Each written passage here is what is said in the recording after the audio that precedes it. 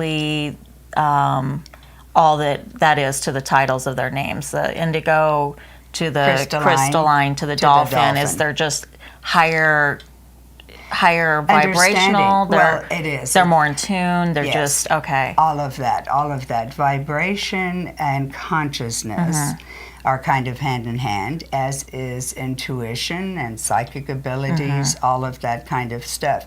As we're going into this higher vibration, we're actually going into different dimensions. And when people talk about we'll be in a different dimension, the age of Aquarius is also on the zodiac, we're in a different age. But all dimensions really are densities of energy. Okay, so what we've been under, and this transition started back in the 80s. This is like not new, but it's accelerating and we're getting closer to the time. But we used to hear the term, the veil is being lifted. You've heard that. Yeah. Right? Well, I've heard the term, but I've also am feeling and experiencing that almost exactly the way you said it, the veil's being lifted, and I'm able to not tap in or whatever the case may be, to listen to my gut feeling and realize, which is wise. Yeah, which I realize is very accurate every time I do that. Intuition will not lie to you. Right. The brain will. So listening to that gut feeling, that hunch, that's communication, and you will be guided accurately. But the veil is being lifted is a term that was coined because we're going into lighter energy. So we were under this heavy, dense energy, which meant we were under a heavy curtain, a heavy veil. Right. So as the planet is moving and we're going into lighter and lighter energy, the veil's being lifted. Right. But what's happening is we're also crossing into some other dimensions, and the other dimensional things are crossing over into us. And I think we've talked about that too, because it's thinner and lighter. Okay. But we're more aware. We've got this higher consciousness. We're in higher vibration. And that's these children that are being born. That's what they're coming in to show us and become a different world. Right. Now, is it all going to happen overnight? No. No, and it's just a buildup of, but you had said something that we were, the dimension and the line was getting thinner. Is that what is causing some of the confusion? Oh, absolutely. With the people that are disconnecting by self-medicating, right, or not listening to their intuition? They're staying really off balance with all of it. You're so right, Onea. You're totally on the mark, because that is what's happening. There's a lot of disconnect going on in the world, and what we're seeing in the world, the chaos, is really all part of it. Right. It really, really is. Interestingly enough, when you say the word disconnect, because one of the things that's important in the spiritual growth development is detachment, detaching, which doesn't mean you detach and don't have compassion.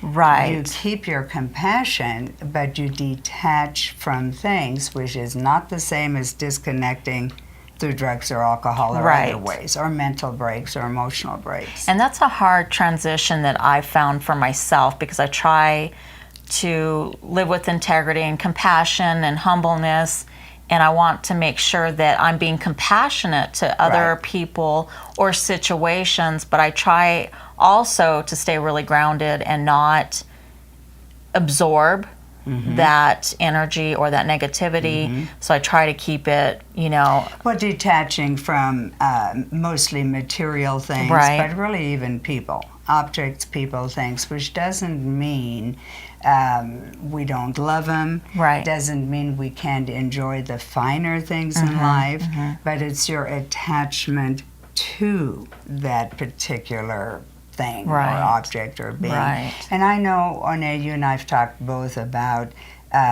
keeping positive people in our lives, surrounding ourselves with what we want in our lives, or reflecting where we are. And I know you're doing a good job of that. Thank you. Thank you. You know, weeding some out. And I wanted to just mention that does not necessarily mean someone that's been our friend for years. Right. And all of a sudden, you know, we just don't want to be around him. Doesn't mean we don't love him anymore. Right. What's it mean? Well, for myself, and I know the thing that I work on is the codependency of helping somebody out more than I help myself out.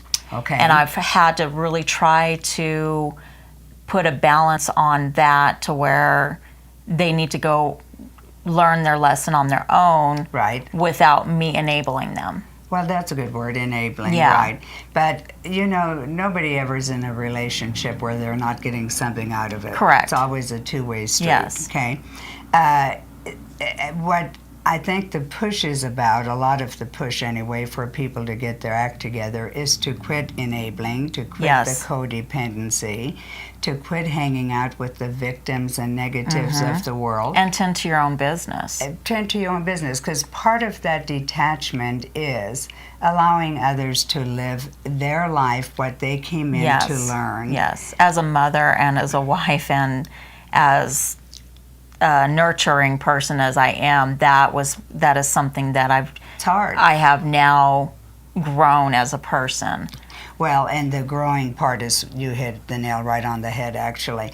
As I said, we're growing, and that growth is a consciousness shift. It's a different understanding of these things Right. that we're talking about. Well, not everybody grows at the same time or in the same direction, or Yeah. we wouldn't need grades in our school that we Right. evolve through. Exactly. Okay. Speaking of evolution, what do you think about the brain patterns changing? That is an interesting thing because we had talked about in our last show the right and the left hemisphere. Did we? Yeah. Did we talk about that in our last show? Right and left hemisphere.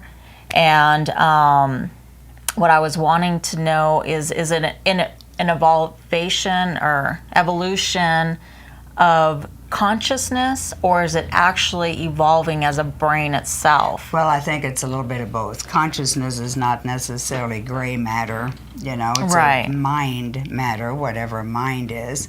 But I think it's hand in hand. As we are evolving consciously, we're also evolving physically. Right. The brain, and you know, we only use this much Exactly. of our brain. Okay, in my case, it might be this much of my brain. But there are pathways Okay. in our brain that we have never even used. Yeah.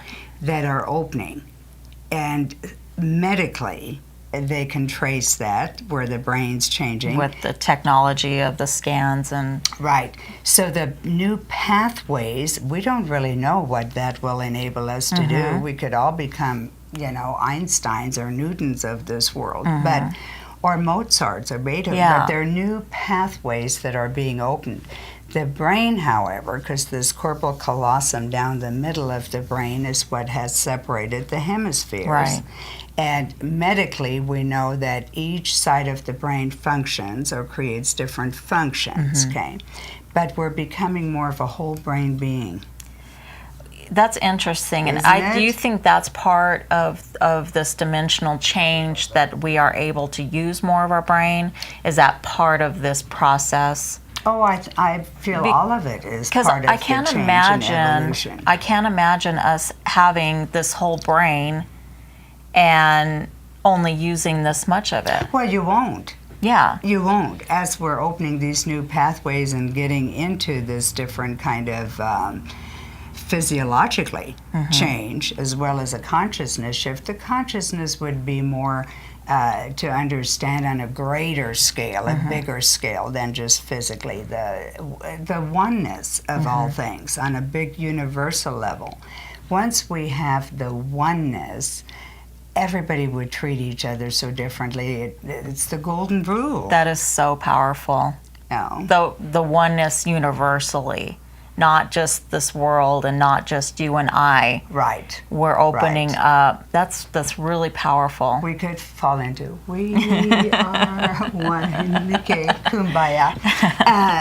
Okay, but no, it is. It's a state of mind. It's a an state of mind, understanding. and I think we underestimate that as a human People. being. Yeah, state of mind. People. But you know what's really sad? When we talked about like the cycles, the 5,521 year cycles, how they have repeated and things have happened and what have, we all say history repeats, Yes. right? Well, history does repeat, but what's so sad is we know history repeats. We know better. We know better, and we do it again. That's right. Well, that goes back to the ego. Ego, power tripping, all of that Fear. stuff, fear. Oh, let's talk about fear, because we mentioned how drugs and alcohol lowers a person's vibrations, and at the same time, good thinking and creative energy raises it naturally. Right. But fear is one of the absolute quickest way to lower your vibrations. Yes. And what you fear, you usually draw into your Right. life.